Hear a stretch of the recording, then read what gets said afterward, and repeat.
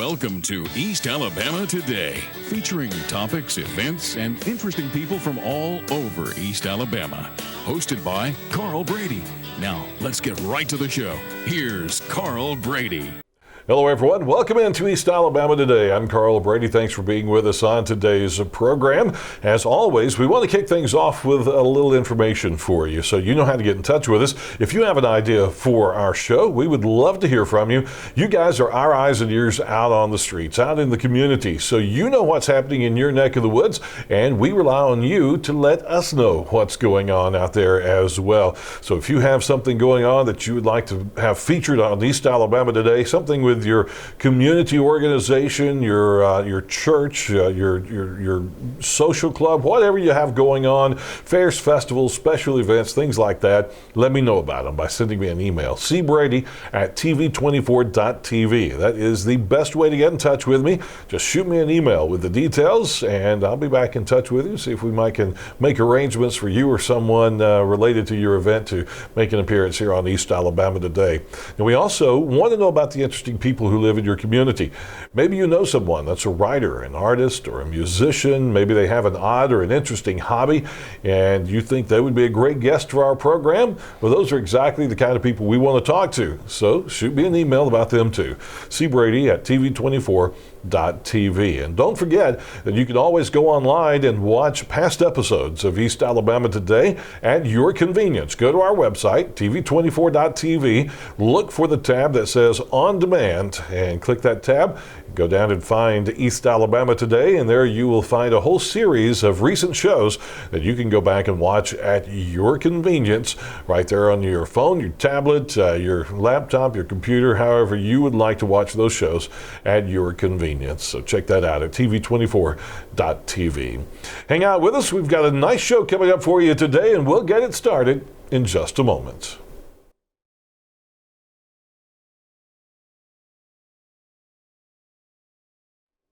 Hello and welcome into East Alabama Today. Again, I'm Carl Brady, and my guest today is Bill Thornton, or as you see on his book, William Thornton. So, Bill, welcome to the show again. Thanks. Thank you for having me. Good to have you back. It's been right at a year, I believe, since about you've 2 years, visited with us. actually. Has it been that long already? Yeah. Wow. So we're going to be talking with Bill about his new book that was released in December, Set Your Fields on Fire. So we're going to be talking some details about this book and encouraging you to go and pick up a copy. You can do that at Amazon, Barnes & Noble, Books A Million, and all of those online booksellers.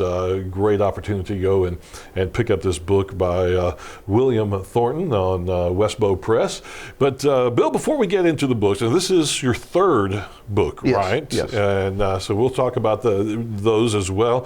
But people may recognize your face and your name from your newspaper and online writing over the last 15 years or 20 years or however long you've been writing. Yeah, I've been doing this 30, so you're getting close to that probably. But formerly with the Gadsden Times, Birmingham News, AL.com is where people are seeing you right now for the most part, right? Yeah, I work for AL.com. My stories appear in the Birmingham News, the Press Register, and the Huntsville Times. That's where most of my work has appeared over the last 15 years. Before that, I worked at the Gadsden Times. I've just been a general reporter. I've had a few beats, but more often than not, I'm just covering whatever happens in this part of Alabama. Yeah. And this is my third book. My first two, my first one came out in 2009. It's called Brilliant Disguises. My second one came out 2 years ago. It's called The Uncanny Valley. And this one I wrote last year and was published this year. It was a really nice opportunity because it was the grand prize winner of the Aspiring Authors Contest through Westbow Press. Wow. And it was just a very strange set of circumstances. Last February I was just checking Twitter and I happened to see a tweet talking about this contest, and the deadline was like in 2 weeks, and I had tried to get this book published through an agent and failed, and which is a pretty familiar story for me. But well, familiar story for almost anybody who tries to exactly, write. Yeah. Exactly, yeah. And it is a tough time in publishing, and but I I thought, well, I don't have anything to lose, so I entered this contest, and then weekend after July the 4th, I got the email saying that I had won. They chose it from several hundred manuscripts, which is always nice. Yeah. And they gave me the complete publishing package, and I found out last week that HarperCollins is going to distribute. So it should be in stores pretty soon. Actually, we're working to get it in some chains, and we'll see what happens from there. That's incredible. That's quite a step forward to get the publishing and then distribution on top of that as well. Now, how does it work now? Everybody reading books on their Kindles and their tablets and things like that. Is that an extra step to happen for your book, or is that just part of the publishing deals nowadays? It's part of the publishing deals now. Even the first book that I had is available through e-reader, and the last book that I did was actually an e-book. It was only available electronically. Oh, okay. And this one, it's available in softback and e-book as well. And that's a growing part. It's not growing at quite the rate that I think they figured it would by this time, but like a lot of things digitally, the taste of the public and the relentless march of electronic devices, trying to find that right platform, I think is one of the challenges. Well, even for me, I embrace technology and love technology, but I'm also a voracious reader. My house looks like a library. There's books everywhere, and I really like the actual having a book in my hand, although I have given in to reading some books on a tablet because of the simplicity of just having the tablet, or even on my phone. If I'm in a waiting room somewhere for an hour and I've exhausted all the news sites, then I can just pull up the Kindle app on my phone and catch up with whatever I was reading already. Yeah, and there's so many different things that are available out there. My cousins are they're finding all those free classics out there, which is really nice when you think about it, because people, the classics endure for that reason, not just the fact that they're free on, on the internet and everything. Well, if you have a school assignment too, I know you have to. Sometimes it's hard to find some of those books that the school's assigning you to read, but if you can download it, then there's the quantity is unlimited. Just to download it and read it. Well, give us a little of the detail about Set Your Fields on Fire. You sent me the first chapter. I read the first chapter. I like the premise of it being a comedy set in a church setting, and I like the whole idea of mystery shoppers in a church. That's interesting. The story came about in, I think it was 2008. The Wall Street Journal did a story about these people that they called mystery worshipers. The concept is similar to the mystery shopper who goes to the retail store anonymously like a customer, goes through the whole experience, and then will tell, okay, this is what happened, the clerk was mean, or I couldn't find it, or it wasn't labeled properly, it was off the wrong shelf. People do this for churches, and they will evaluate, say, the quality of the church campus. Was the parking lot properly lined and signed? Can you find things? How friendly are the people? Are the bathrooms clean? And how does it look? What's the overall general? Would I want to come back? And the more I thought about that, the more I thought that the interesting story would be the person who does this, who sees different churches, and also just the nuts and bolts of actually doing the job. As a reporter, you have to go into places sometimes and not necessarily concealing your identity, but they don't know that you're a reporter. And sometimes the reaction of people is so much more different if they know you're paying attention. If it's just another day for them, though, plenty of people who have stories about visiting a church where they sit down and somebody comes up and goes, "You're sitting in my seat," or something like that. Well, what if it was your job to do that? What if you and also it flips on its head this idea of people who attend church regularly sometimes will think of it in routine circumstances, but you're worshiping God. So it should be the most important thing in your life. Well, these people take that literally. They're there to do what a visitor to your church would do, only they're doing it in such a way to help you get better. They're going to report back. Yeah, exactly. A visitor to your church is going to come. If they're not comfortable, they're just not going to come back, Exactly. and you're never going to know they were even there. So this is a very, and this is real though. Yes. There are really Yes. organizations that will do this. Yes, Wow. and the churches hire them. Yeah. This is what the part of it is. The church will hire the people to come in and take a look at it. In this case, in this book, I've heard of broadcasting consultants. We've worked with consultants in radio. I've worked with consultants in TV, but I never thought about a church consultant. Yeah, well, if you think about the fact that there are churches with declining attendance, why?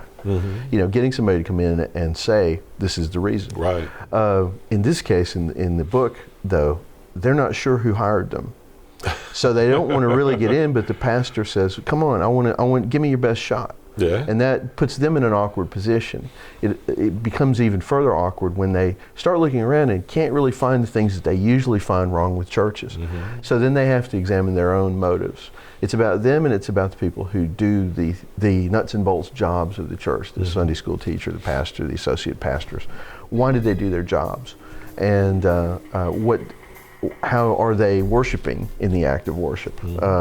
And I wanted it to be a comedy because I felt like that would be the best way to approach this without it getting, you can say things in comedy that in some ways are more profound than if you're just taking it seriously. Exactly. Well, let's take a quick commercial break. So we'll do that right now and come back in just a moment. So stay with us.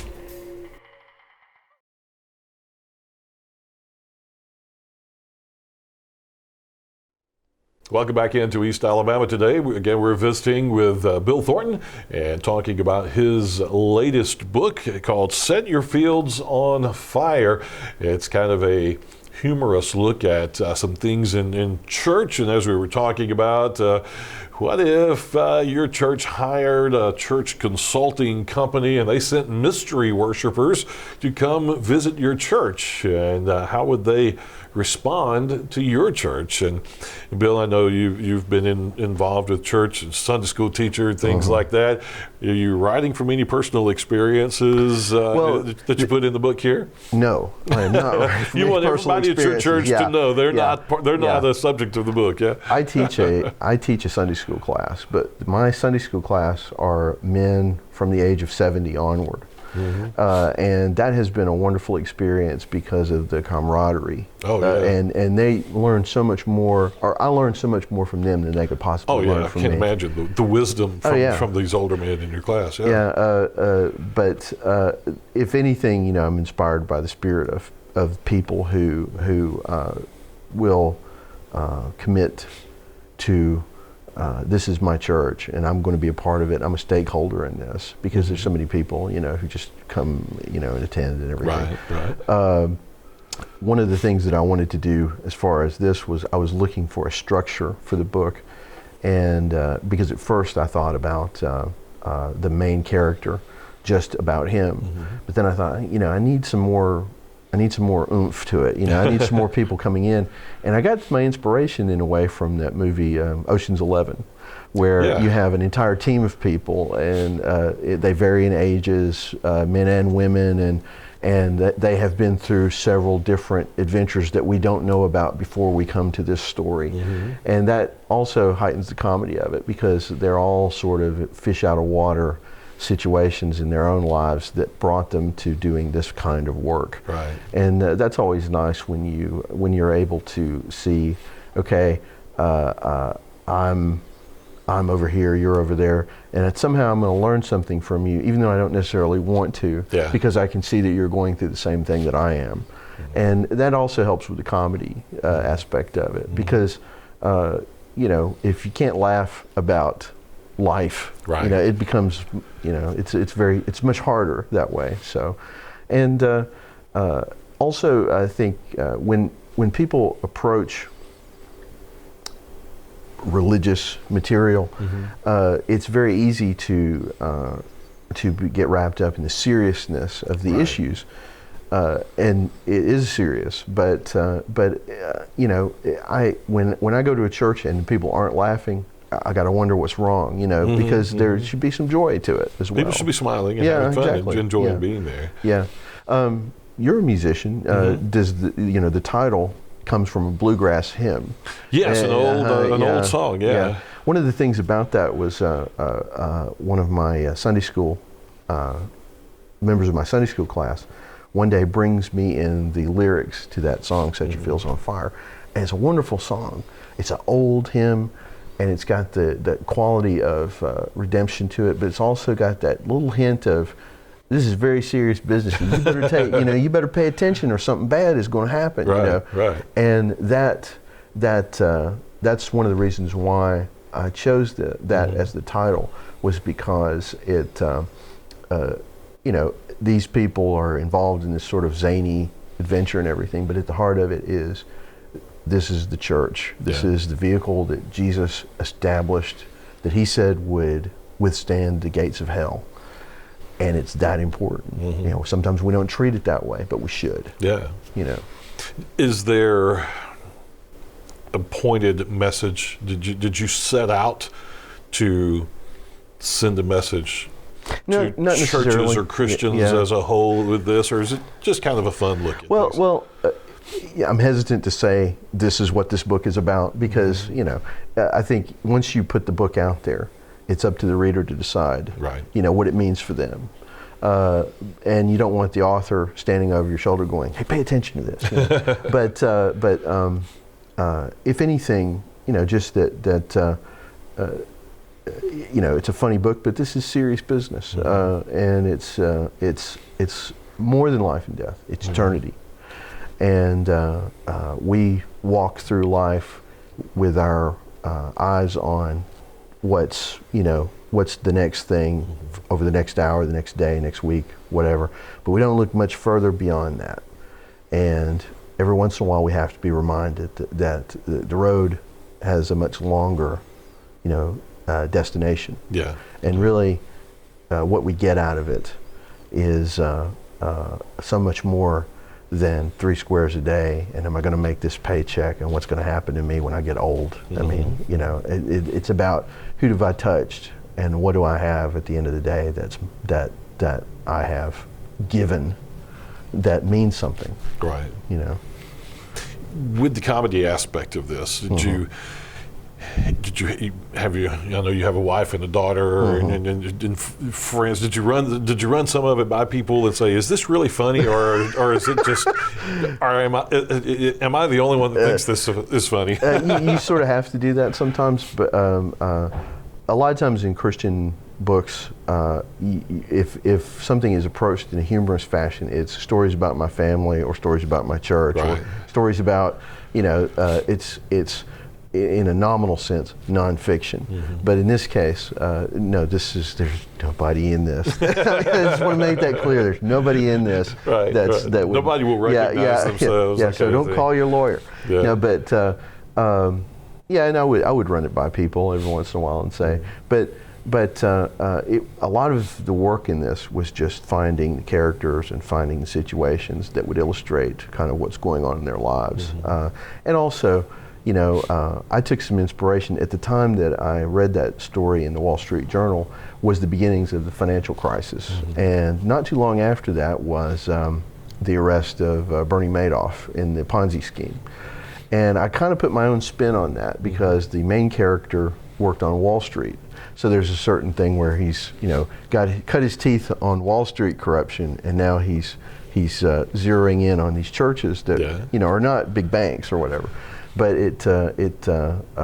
I think that that kind of adds another perspective to it as well. You don't think of churches in the same way you would think of big banks, but the idea is that churches aren't too big to fail. And then what happens to the people in them.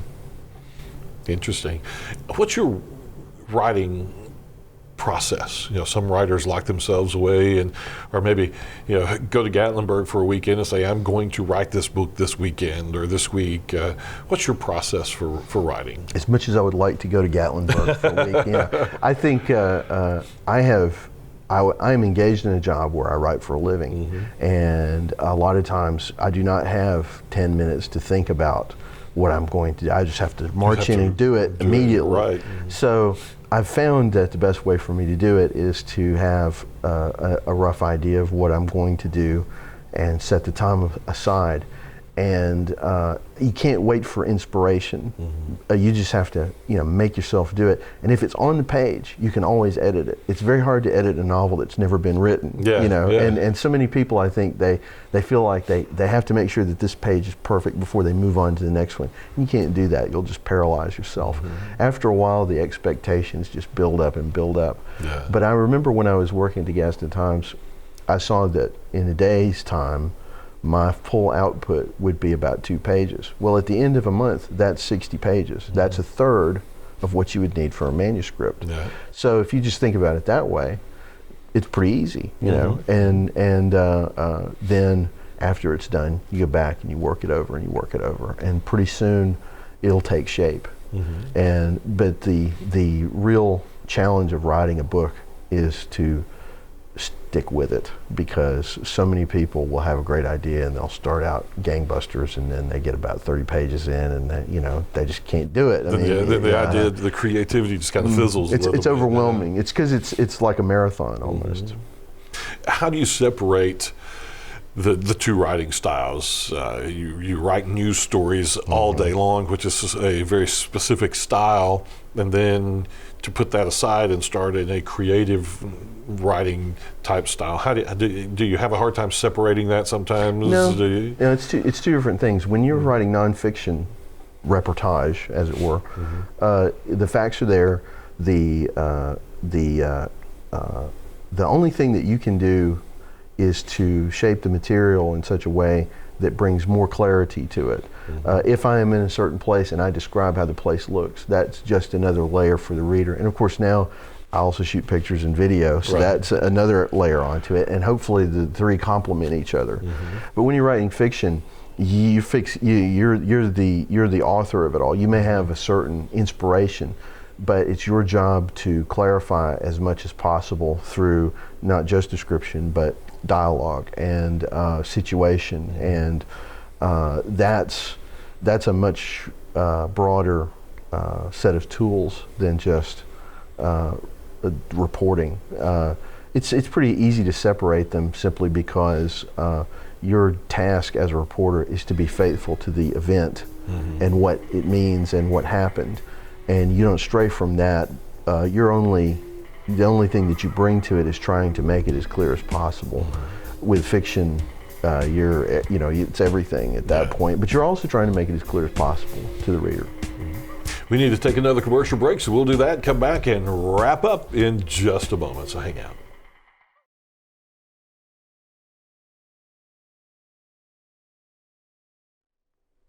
Well, our final segment of today's East Alabama Today, we've been talking with Bill Thornton, or William Thornton, as he is listed on his book here. This is his third book, Set Your Fields on Fire, and you can get that online right now at Amazon, Barnes & Noble, Books A Million, and it is by Westbow Press, the publishing company, and you can find it there and order your very own copy. I'm sure you will enjoy it. And also a good idea to keep up with book signings and events and places you're going to be and things like that, and even when you start getting some local distribution points for the book, you can just follow Bill on Facebook and Twitter, but it's William Thornton, right? Yeah, that's right. Yeah, you have to look up William Thornton on Facebook and Twitter, and that way you can keep up with all the news stories from AL.com and everything that's going on in his book writing career as well. So Bill, again, thanks for being on the program. Great to have you on again, and get another one going. We'll bring you back in again. I appreciate it. Folks, thank you for joining us for TV24 and East Alabama Today. So we'll see you next time.